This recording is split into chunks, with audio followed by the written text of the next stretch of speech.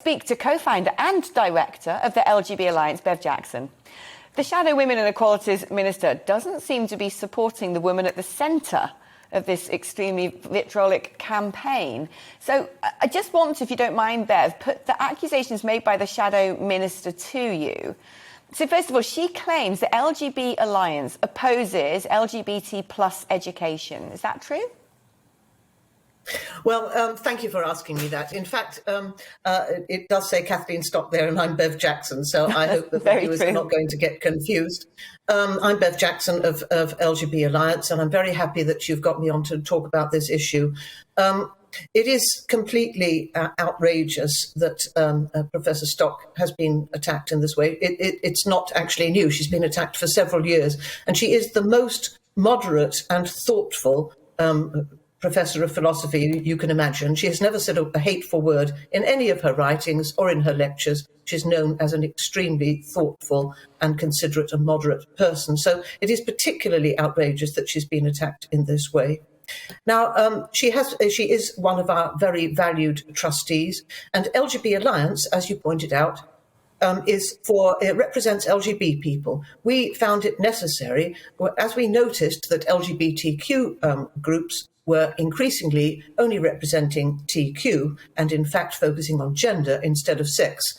We tried to institute discussions with them. We said, hang on, LGBT people are being ignored, and in fact there are some clashes of rights. We need to discuss them. We spent years trying to get these discussions going. People refused to, Stonewall and other LGBTQ groups refused to engage with us, and that's why we found it necessary to found LGB Alliance. There are other groups that represent trans people. That is absolutely fine. There's no reason at all why trans people should not form groups representing their specific concerns and their specific interests. Our interests are to do with LGB. That's about sexual orientation, which is about whether, it's the kind of relationships you form, whether you're attracted to people of the same sex, the opposite sex, or both sexes. That's based on the idea that there are two sexes. As soon as that idea crumbles and you start talking about a subjective gender that people can have, the whole idea of homosexuality, of being a lesbian or a gay man, disappears. It crumbles. So those rights crumble. And that's why we found it necessary. And we find it necessary to emphasize, to unscramble the omelette in a way. LGB is not the same as T. There are differences. There are sometimes clashes.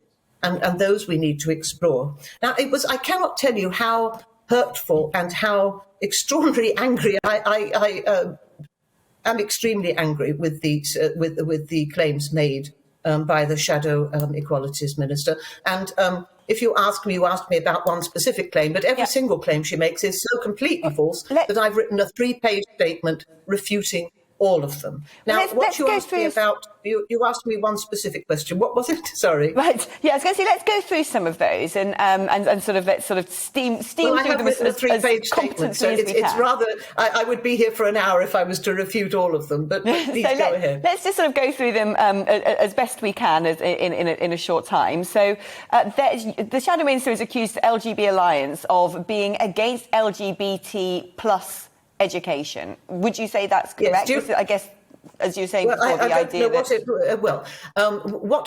we oppose is children being taught that everyone has a gender identity which may be different from their birth sex.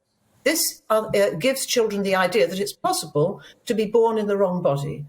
The government has said that no children should be taught that you can be born in the wrong body. And we agree with the government. We support the government view that you should not be telling children that it's possible to be born in the wrong body. That is what we oppose. We oppose the teaching of gender identity as if it were fact. Now, some people have a gender identity. I don't have a gender identity, and I'm sure lots of people don't, but some people do. But it's not a fact. It's a feeling or a belief that the person has about themselves.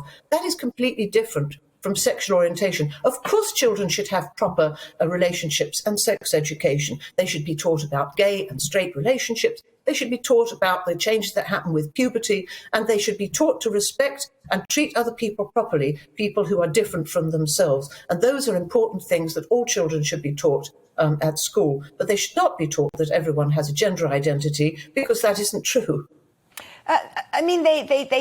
She also wrote that you criticise measures to make conversion therapy illegal, for instance.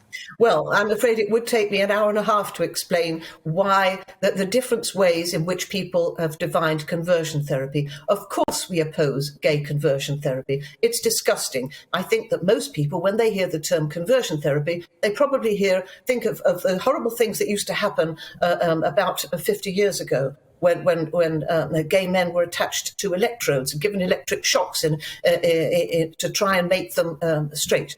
It's disgusting, cruel behaviour. Unfortunately, you haven't seen that in the UK since the 1970s. But of course we oppose gay conversion therapy. The trouble arises when you start talking about gender identity conversion therapy. What are you talking about?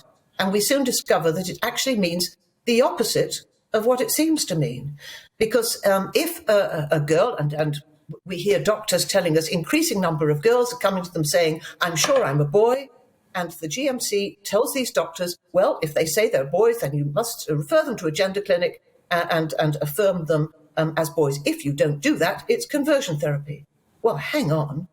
That's the opposite of what's going on here.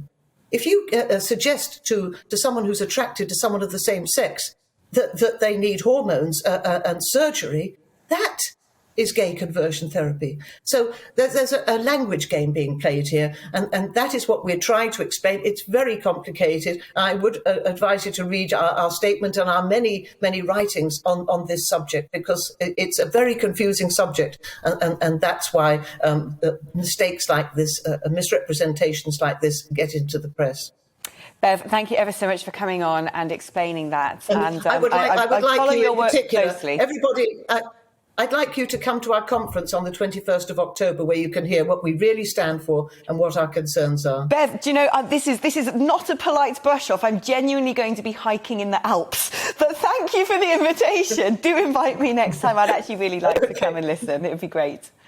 Bev Jackson, thank you so much. Co-founder and director at the LGB Alliance. Perhaps I can zoom in from the top of Mont Blanc. You never know.